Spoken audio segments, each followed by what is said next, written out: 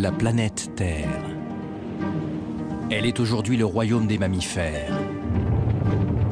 Une grande famille qui comprend plus de 5000 espèces différentes. L'une d'elles se distingue par un cerveau particulièrement développé, celle des humains, la nôtre. Son emprise sur la planète est évidente.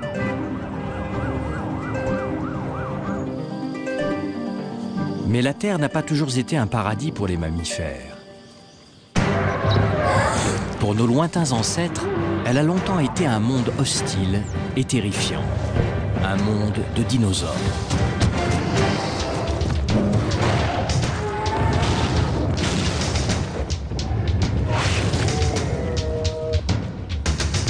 C'est une catastrophe planétaire qui leur a donné leur chance.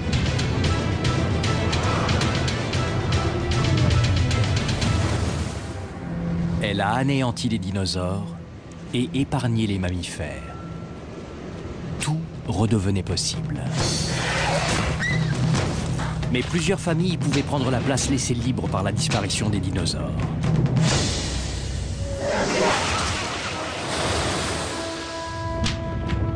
Les soubresauts de la planète ont rythmé leurs affrontements, les contraignant sans cesse à s'adapter ou à disparaître.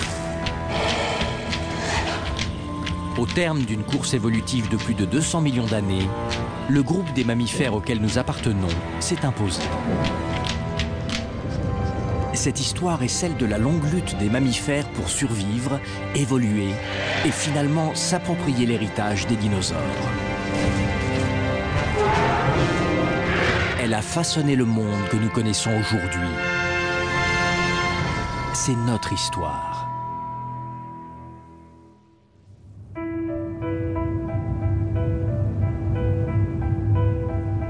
La plus ancienne trace de la présence d'un mammifère a été découverte au Nouveau-Mexique, dans le sud-ouest des États-Unis. La formation de Schindler est une strate géologique qui date d'il y a 220 millions d'années.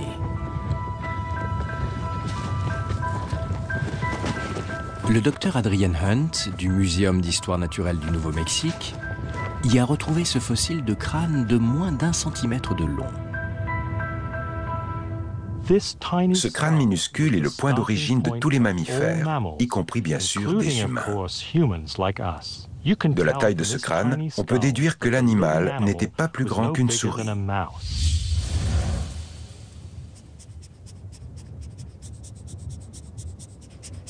Adelobasileus est considéré comme l'ancêtre commun des plus de 5000 espèces de mammifères modernes. Apparu il y a 220 millions d'années, il mesure moins de 10 cm et se nourrit principalement d'insectes. Il allaite ses petits, mais ceux-ci naissent encore dans des œufs. Il mène sans doute une existence discrète, car le monde dans lequel il vient d'apparaître est peuplé de reptiles bien plus imposants que lui.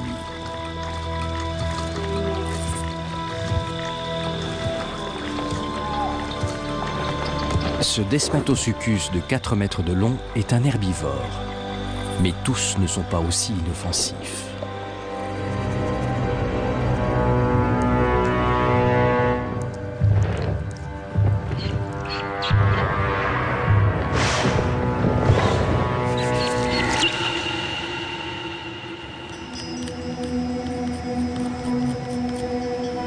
La formation de Schindler contient aussi des traces de l'autre grande famille qui vient alors de faire son apparition sur Terre, celle des dinosaures.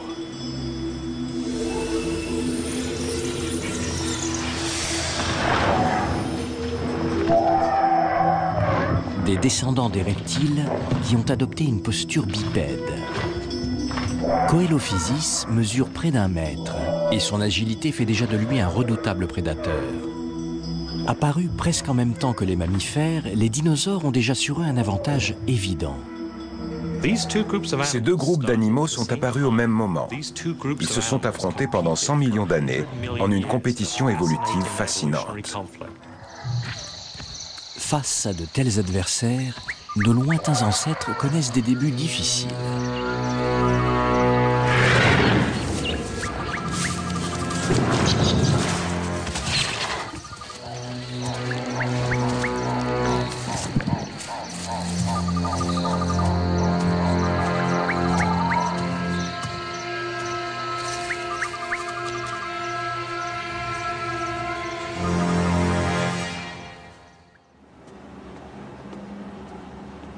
L'université de Yale, aux États-Unis. Dans ses collections se trouve ce fossile d'un mammifère de l'ère jurassique, il y a 150 millions d'années. Un lointain descendant d'Adelobasileus nommé Laolestes. Lui aussi ressemble à une souris et mesure à peine 10 cm. Les mammifères existent depuis 70 millions d'années et leur apparence n'a pratiquement pas changé. Pourquoi ? Pour une raison évidente, écrasante même. Durant ces 70 millions d'années, les dinosaures ont connu un incroyable essor. Ils sont devenus gigantesques et dominent l'ensemble des continents.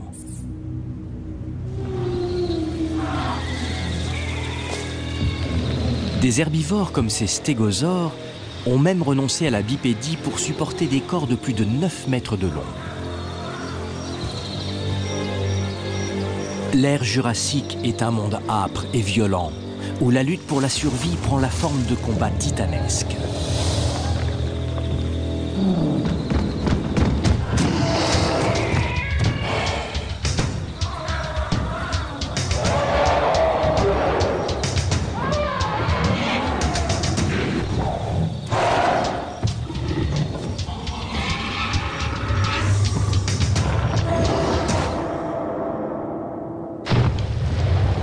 C'est l'âge d'or des dinosaures, et certains atteignent des proportions inimaginables. Supersaurus mesure 33 mètres de long et pèse près de 40 tonnes. C'est le plus grand animal terrestre ayant jamais existé. Sa durée de vie est de plus de 100 ans.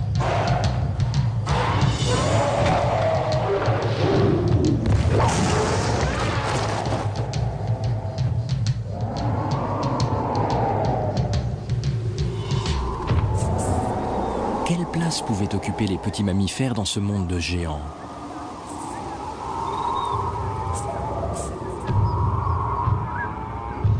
Écrasés par le succès des dinosaures, ils ont été contraints d'évoluer pour investir un territoire encore vierge de leur influence. Le monde de la nuit.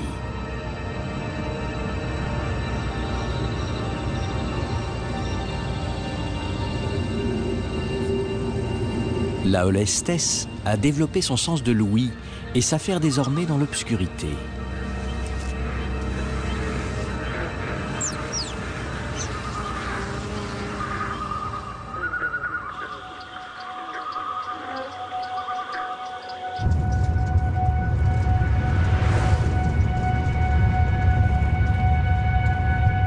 Dans la province de Liaoning, dans le nord-est de la Chine, un site extraordinaire nous a livré des informations inédites sur ce moment clé de l'histoire des mammifères, la période du Crétacé, il y a 125 millions d'années.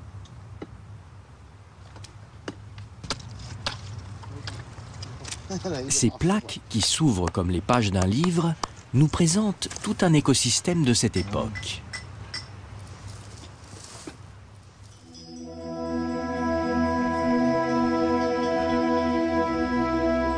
Cet endroit était un lac, et toutes sortes d'animaux et de végétaux se sont déposés au fond et ont fossilisé.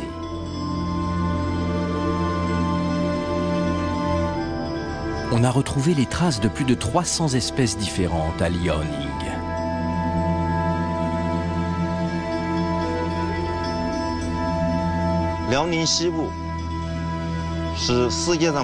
La province de Liaoning est une réserve unique de fossiles extraordinaires. C'est le seul site qui nous renseigne sur cette période. Il a même préservé de petits insectes et des animaux aquatiques, ainsi que les animaux qui s'en nourrissaient. Il nous livre une image complète d'un écosystème ancien. Parmi ces fossiles se trouve celui d'un mammifère d'un type radicalement nouveau. Il a été baptisé Eomaya, la mère des origines, par l'équipe du professeur Ji Qiang, qui l'a découvert.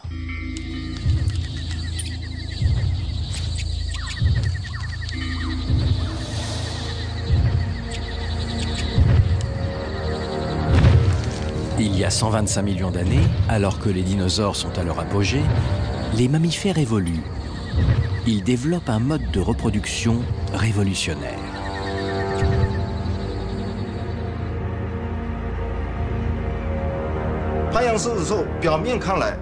D'aspect extérieur, Eomaya se différencie peu des mammifères primitifs qui l'ont précédé.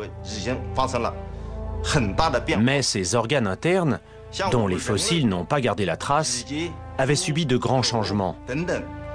Nous, les mammifères, humains, cochons et chiens, sommes tous les héritiers de ce progrès révolutionnaire. Notre histoire commence avec Eomaya.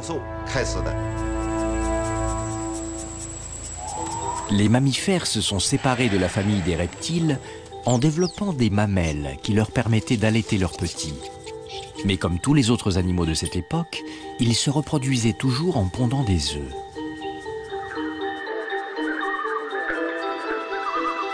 Ce qui apparaît pour la première fois chez Eomaya, c'est le placenta, l'organe qui permet à certains mammifères de développer leurs petits à l'intérieur des ventres maternels en leur fournissant tous les nutriments nécessaires par le cordon ombilical.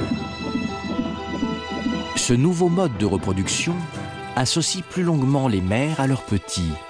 Elle leur permet de les protéger plus efficacement de la faim, des écarts de température ou des assauts des prédateurs.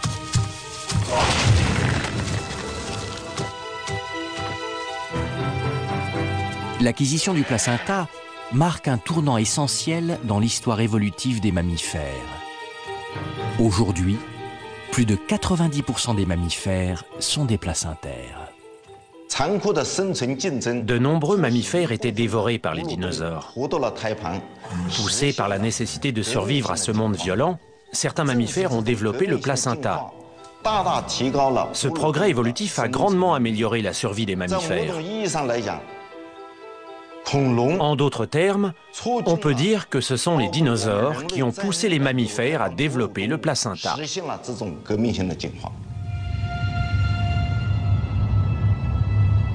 Cette révolution a sans doute permis la survie des mammifères, mais elle n'a pas suffi à changer leur situation face aux dinosaures.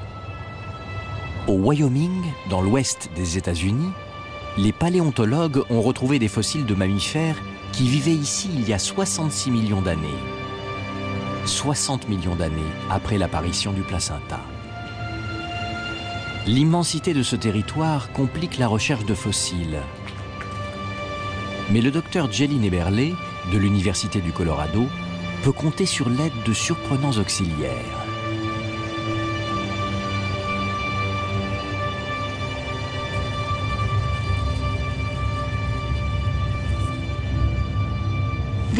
Ces fourmis recouvrent leurs fourmilières de petites pierres pour les protéger. Les mammifères de l'époque des dinosaures étaient si petits que leurs dents peuvent être transportées par ces fourmis. C'est pourquoi ces fourmilières sont de bons endroits pour rechercher des fossiles de mammifères. Certains de ces minuscules graviers ont en effet un aspect très spécifique. La forme de cette petite pierre noire de 2 mm trahit sa véritable nature. C'est une dent. Elle appartenait à un mammifère nommé Cimolestes. Elle nous montre qu'après 150 millions d'années d'existence sur Terre, les mammifères ne se sont toujours pas diversifiés et que leur aspect n'a pas évolué de façon notable. Cimolestes ressemble toujours à une souris et ne mesure qu'une quinzaine de centimètres.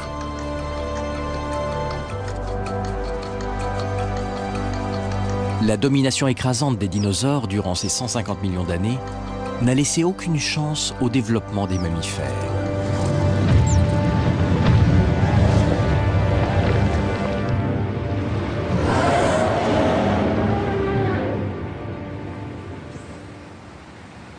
Selon le docteur Luo du Muséum Carnegie d'histoire naturelle, le déséquilibre est désormais sans appel. Les dinosaures sont les grands vainqueurs de la course évolutive. Quel que soit le degré d'évolution qu'ils aient pu atteindre, ils n'auraient sans doute jamais été capables de supplanter les dinosaures. Si un événement extérieur inattendu n'avait pas entraîné la disparition soudaine des dinosaures, Nous, les mammifères, n'aurions jamais pu connaître le succès dont nous bénéficions aujourd'hui. Un événement imprévisible va brutalement redistribuer les cartes et redonner leur chance aux mammifères. Il y a 160 millions d'années, au moment même où le règne des dinosaures atteignait son apogée, une mécanique implacable s'est mise en route aux confins du système solaire. À l'Institut de recherche du Sud-Ouest, dans l'État du Colorado, le docteur Botke étudie les trajectoires des astéroïdes. Il est parvenu à identifier l'origine du phénomène exceptionnel qui a bouleversé l'histoire du développement de la vie sur Terre. Nos modèles numériques nous ont permis d'établir qu'il y a environ 160 millions d'années, deux astéroïdes, l'un de 60 km, l'autre de 160 km, se sont percutés dans la ceinture d'astéroïdes. Une grande partie de ces fragments a été projetée vers l'intérieur du système solaire, en direction de la Terre. Une collision dans la ceinture d'astéroïdes qui s'étend entre les orbites de Mars et de Jupiter.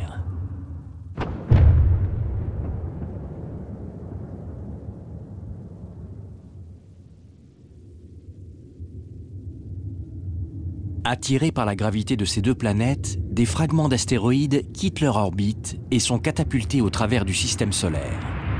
Un de ces fragments mesure une dizaine de kilomètres de diamètre et il emprunte une trajectoire complexe qui va le rapprocher inexorablement de la Terre. Sa course va durer près de 100 millions d'années.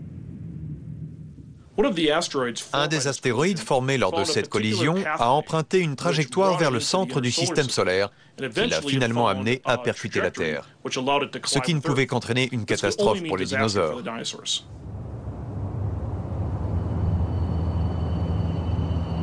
En Bolivie, un site unique au monde nous donne un aperçu de la situation sur Terre juste avant l'arrivée de cet astéroïde. À 5 km de la ville de Sucre, cette falaise de 120 mètres de haut et d'1 kilomètre de long a été nommée Calorco, la montagne de craie, par les habitants de la région.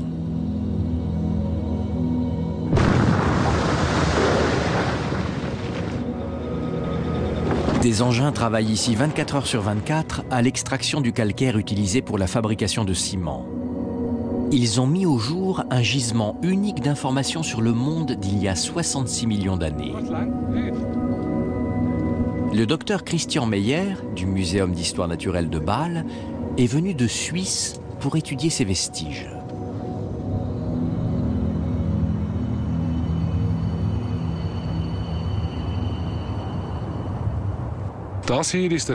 Ceci est une empreinte de dinosaure. Sa forme ovale indique que c'est celle d'un herbivore de 10 à 15 mètres de long. Il vivait il y a 66 millions d'années dans cet endroit qui est aujourd'hui la Bolivie. Vous voyez comme ces empreintes forment une longue piste droite. Cette falaise est couverte de toutes sortes d'empreintes de dinosaures. Celles-ci ont la forme à 3 doigts, caractéristique des grands dinosaures carnivores.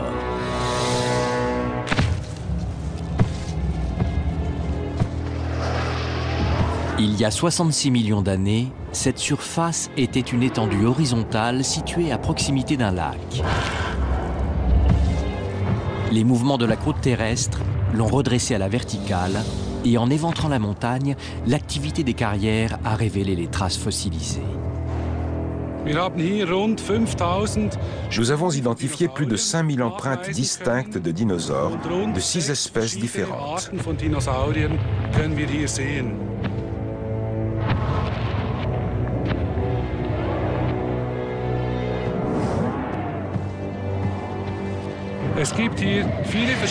Il y a des empreintes d'herbivores, de carnivores, de toutes sortes de dinosaures. Si on pouvait remonter dans le temps et regarder cet endroit à la jumelle, on verrait un grand nombre de dinosaures se promener dans ce paysage.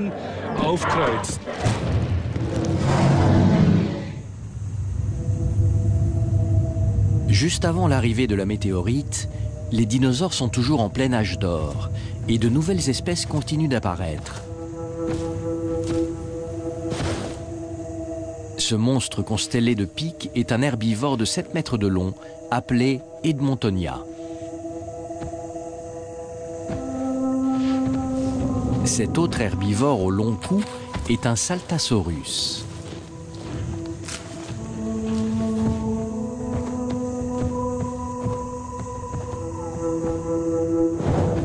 Pourquoi ces géants ont-ils développé de telles défenses? Parce que les carnivores sont devenus terrifiants.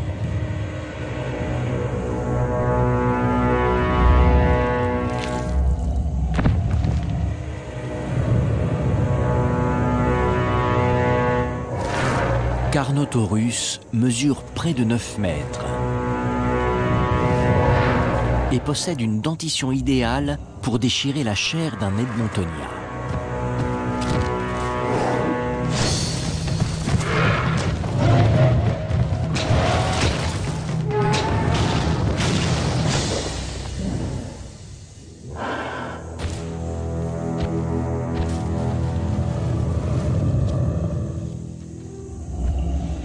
Depuis 150 millions d'années, les dinosaures dominent les continents et leurs monstrueux combats rythment la vie de la Terre.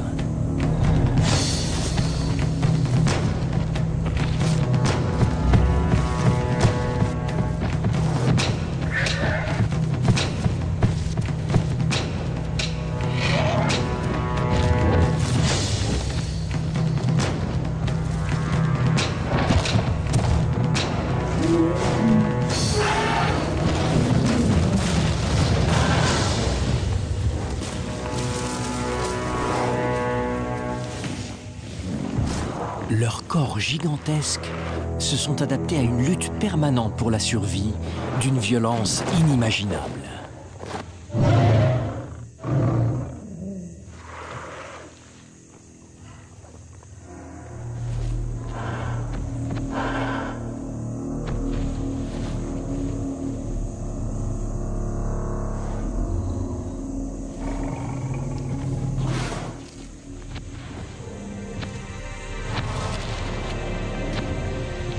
Ce Saltasaurus n'était qu'un enfant.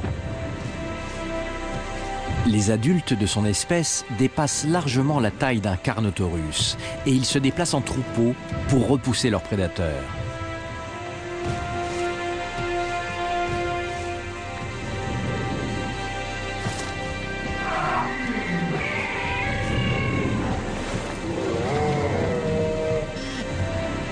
Il y a 66 millions d'années, la Terre est plus que jamais le royaume des dinosaures.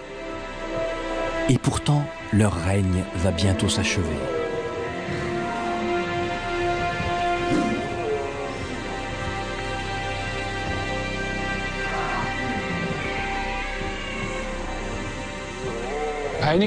Certaines théories évoquent un déclin progressif des dinosaures avant leur extinction.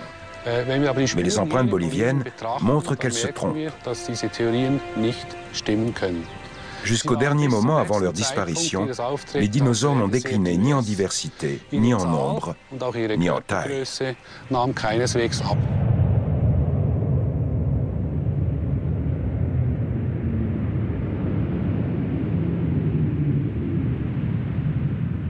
Alors que la survie des petits mammifères sur cette planète semble de plus en plus compromise, la météorite venue des confins du système solaire parvient au terme de son voyage. Et son arrivée va tout changer.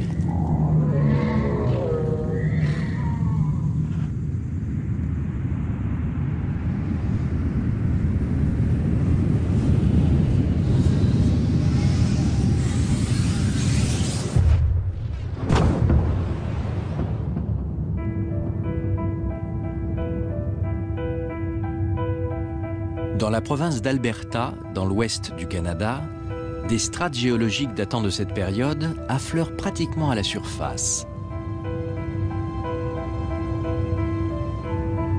Le docteur François Terrien du Royal Tyrrell Museum d'Alberta y étudie les traces de l'extinction massive des espèces qui s'est produite à ce moment-là.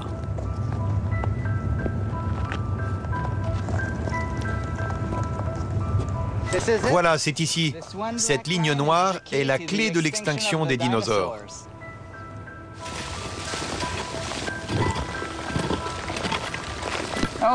Voilà la limite KT. Au cœur de cette couche, composée principalement de charbon, se trouve une ligne brune de 3 cm d'épaisseur que l'on retrouve dans de nombreux endroits du monde. Elle porte le nom de limite KT, ou limite Crétacé-Tertiaire. Elle est la trace de l'événement qui a entraîné la disparition brutale de près de 40% de la vie sur Terre. Dans les strates en dessous de cette couche brune, on trouve des fossiles de dinosaures. Mais dans celles qui sont au-dessus, on n'en trouve aucun. Donc cette couche brune marque le moment où les dinosaures se sont éteints. Cette ligne marque la fin d'un monde. Un monde qui, sur le continent nord-américain, vient de voir naître un des plus terribles prédateurs que la Terre ait porté. Le Tyrannosaurus Rex.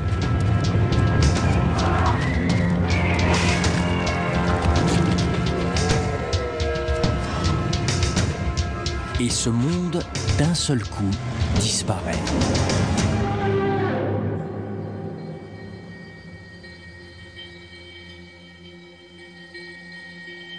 On trouve, à l'intérieur de la limite KT, des indices qui désignent le responsable de cette catastrophe planétaire. Les fines lignes qui marquent ces minuscules cristaux de quartz n'ont pu être créées que par le passage d'une onde de choc d'une pression extraordinaire, plusieurs milliards de pascals. Or, l'impact d'une énorme météorite est l'unique événement capable de dégager une telle énergie sur Terre. La limite KT est la conséquence directe d'un impact de météorite qui s'est produit il y a 65 millions d'années. À l'intérieur de cette couche brune, on trouve des quartz choqués, de l'iridium et d'autres particules créées par l'impact. Cet événement est une des causes principales de l'extinction des dinosaures. Elle mesurait environ 10 km de diamètre et s'est écrasée il y a 65,5 millions d'années près de l'actuelle péninsule du Yucatan, au Mexique.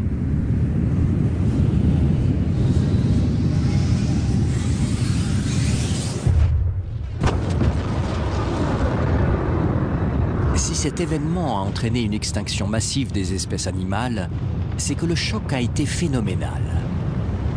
Les scientifiques estiment qu'il a dû dégager une énergie équivalente à celle de 5 milliards de bombes atomiques, comme celle d'Hiroshima. L'onde de choc soulève des tonnes de débris incandescents appelés éjectats et les projette en couronne sur plusieurs centaines de kilomètres à la ronde. Au point d'impact, la température s'élève brutalement de plusieurs milliers de degrés. La météorite et une partie des roches du plancher océanique sont instantanément vaporisées. Une gigantesque boule de feu correspondant aux champignons des explosions atomiques se précipite en direction de l'Amérique du Nord. Sa vitesse, 72 000 km/h. Sa température, 6 000 degrés Celsius.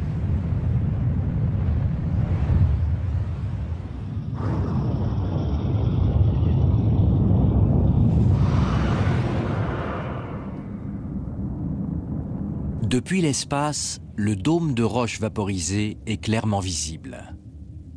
Les matériaux qui le composent refroidissent rapidement et se condensent en une fine poussière.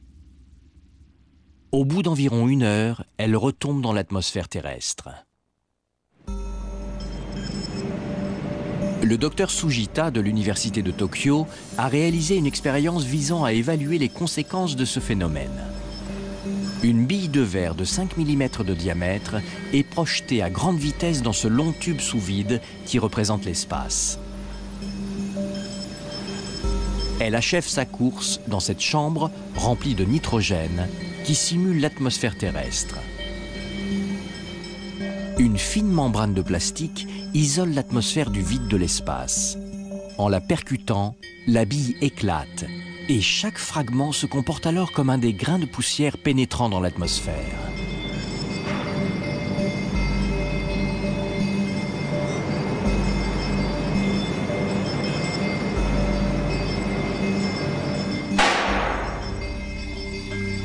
Lors de l'entrée dans la chambre, la friction avec le nitrogène est telle que chaque grain produit un éclat violent de chaleur et de lumière. Les enregistrements révèlent une température de 3000 degrés. L'effet d'une quantité phénoménale de particules de poussière retombant ainsi dans l'atmosphère est tout simplement effrayant. La température de l'air atteint 1500 degrés Celsius. L'ensemble de l'atmosphère se transforme en une véritable fournaise. La chaleur est telle qu'elle consume la peau de n'importe quel dinosaure, entraînant une mort certaine. Ceux qui s'abritent dans les forêts sont piégés par l'embrasement instantané des arbres. Et la situation est la même sur toute la surface du globe. Nous pensons que ce phénomène a joué un rôle majeur dans l'extinction des dinosaures.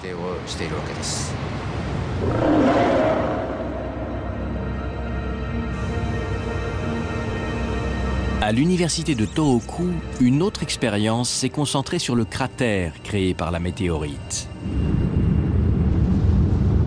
Environ 90 minutes après l'impact, la température redescend et la roche du plancher océanique se solidifie. Une gigantesque cuvette de 200 km de diamètre s'est formée.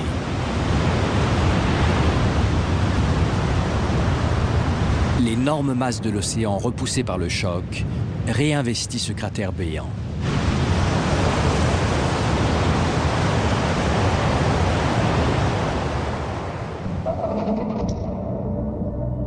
L'expérience simule cette situation.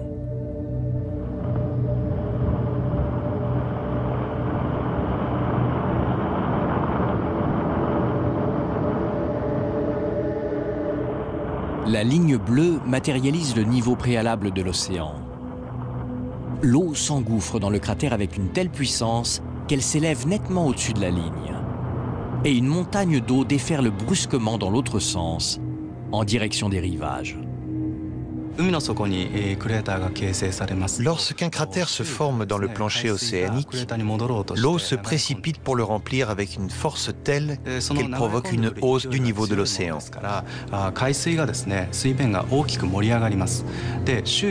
Le niveau de l'eau dans le cratère s'élève au-dessus de la masse océanique environnante et reflue vers l'extérieur sous la forme d'un tsunami. Lorsqu'elle a atteint les côtes des continents nord et sud-américains, cette vague mesurait 300 mètres de haut. On peut parler d'un méga tsunami.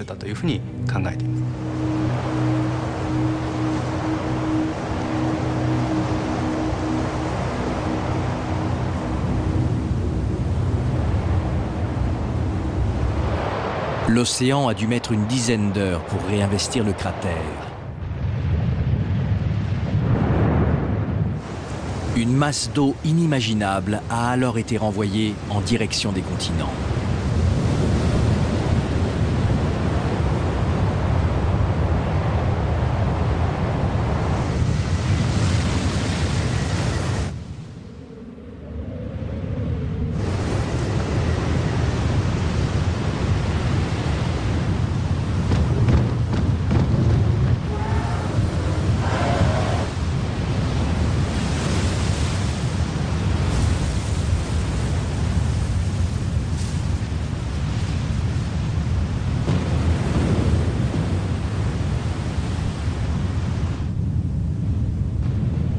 Ce méga tsunami s'est enfoncé profondément au cœur des terres.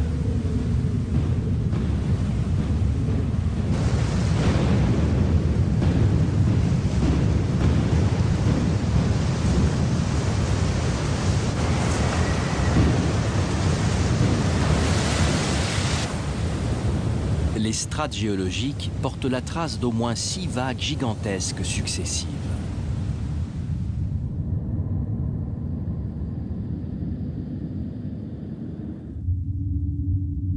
Un mois après le cataclysme, la Terre vue de l'espace est un monde de cendres.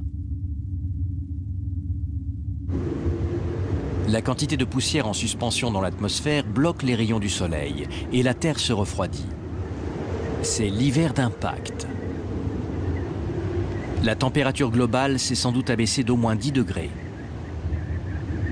Ce refroidissement prolongé sur plusieurs années a brutalement diminué les ressources alimentaires indispensables aux gigantesques occupants de la planète.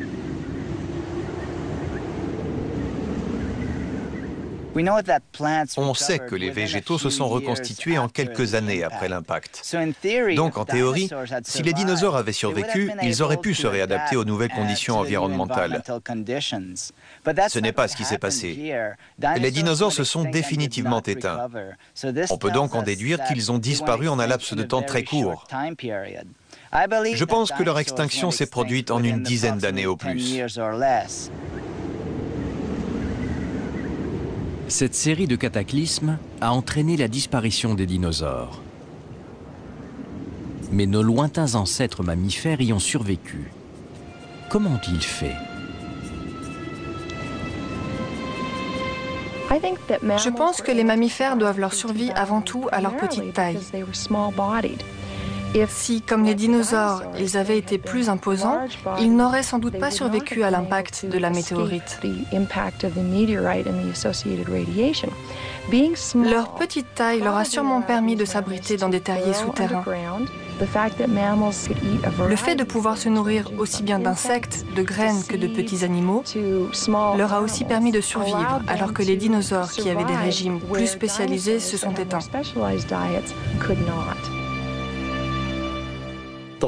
Sur un territoire donné, ces petites souris pouvaient être bien plus nombreuses, parce qu'elles puisaient peu dans les ressources.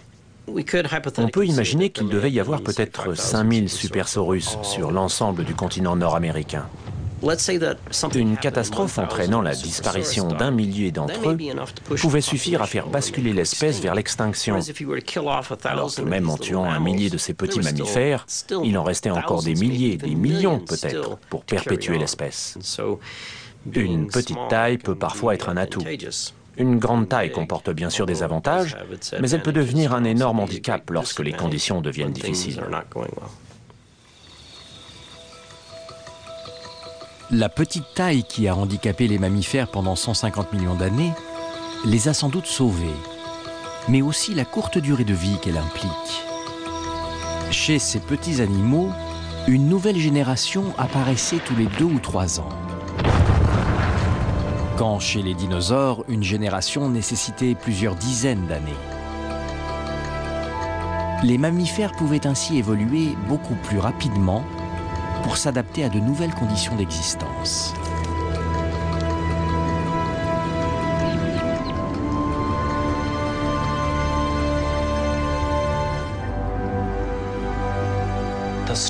Leur nouvelle stratégie de reproduction a dû être pour les mammifères un des avantages qui leur ont permis de survivre à la catastrophe. À l'ère des dinosaures, les mammifères ont développé plusieurs caractéristiques importantes, comme le placenta. Les dinosaures ont influencé ces différents progrès évolutifs et leur disparition a ensuite favorisé le succès des mammifères. Ce qui a été un désastre pour les dinosaures a représenté pour nous, les mammifères, une chance extraordinaire.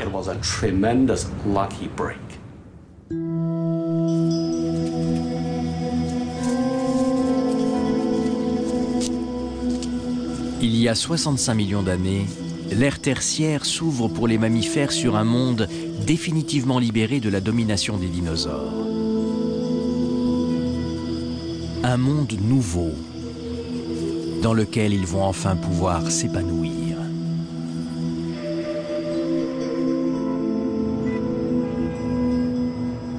Francfort, en Allemagne. À une trentaine de kilomètres de la ville, au cœur de la forêt, cette vaste zone défrichée est le site fossilifère de Messel.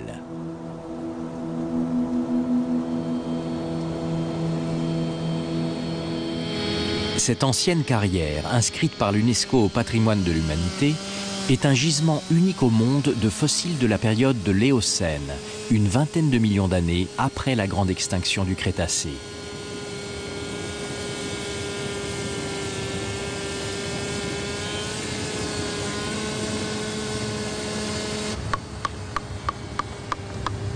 Comme Liaoning, Messel était un lac et on y retrouve les fossiles de quantité d'espèces qui vivaient ici il y a 47 millions d'années.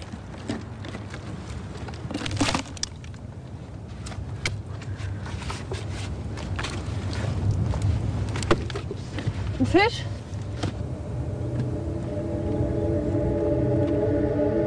Plus de 10 000 poissons ont été mis au jour, mais aussi près d'1 millier d'insectes dans un état de conservation exceptionnel. Voici une cigale. Une fourmi volante de 7 cm de long. Certains ont même conservé les couleurs irisées dues à la structure de leur carapace, un phénomène extrêmement rare.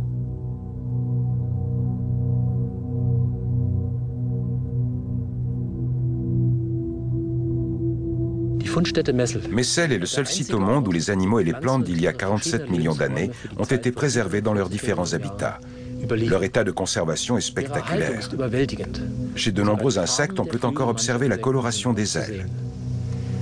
Messel nous offre une vision exceptionnelle du monde à cette époque ancienne.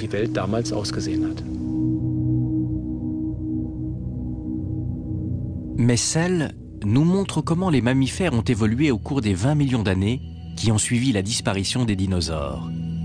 Leur essor est spectaculaire. Celui-ci mesure environ 60 cm. Il a été baptisé Lepticidium. Il utilisait ses membres inférieurs pour sauter, à la manière des kangourous.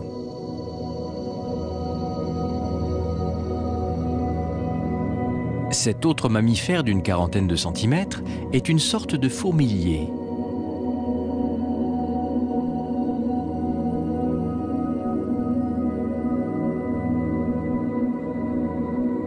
On trouve également une espèce de tapir au corps très compact, ainsi qu'une chauve-souris, un des rares mammifères volants.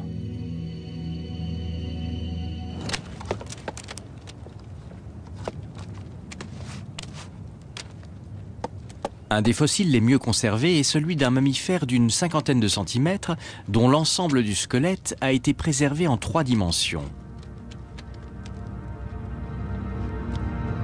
Les traces brunes qui l'entourent sont les vestiges de son pelage.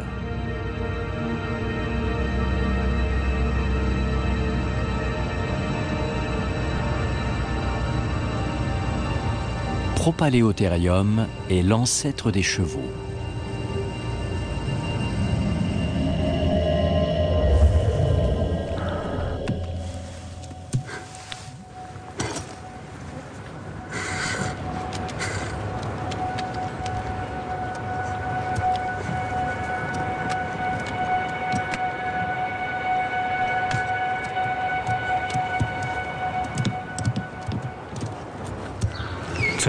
Durant l'âge des dinosaures, les mammifères étaient de discrets petits animaux de la taille de souris. Mais ici, à Messel, le tableau est tout autre. Les mammifères ont investi de nouvelles niches et ont développé de nouvelles formes. Ils ont commencé à grandir et à se spécialiser. On y trouve un ancêtre des chevaux de la taille d'un fox terrier et toutes sortes d'animaux étranges. C'est le début de l'épanouissement des mammifères. Messel, il y a 47 millions d'années. Le climat est alors bien plus chaud qu'aujourd'hui. Et dans la jungle qui recouvre l'Europe, les mammifères libérés de la pression des dinosaures évoluent et se diversifient. Propaleotherium, l'ancêtre du cheval, est un herbivore qui se nourrit de feuilles et de graines.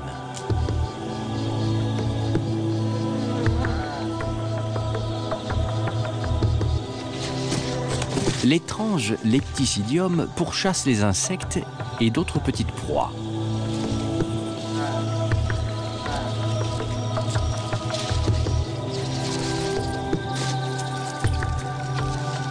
Europolémur vient d'apparaître.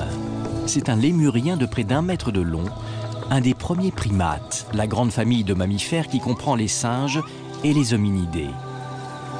Il se nourrit de petits fruits et de feuilles. Près de 40 espèces distinctes de mammifères ont ainsi été retrouvées à Messel. Mais certains signes montrent aussi que cette Terre est encore loin d'être un paradis pour nos lointains ancêtres.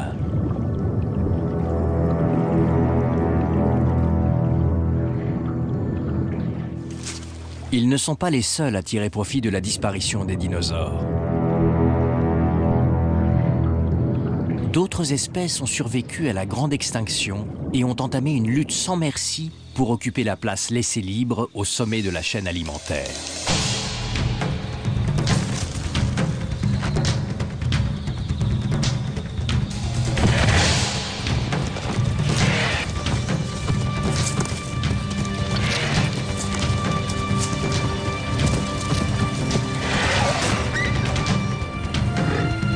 C'est un nouveau combat évolutif qui commence pour les mammifères. Un combat qu'ils vont livrer simultanément sur tous les continents contre de puissants adversaires.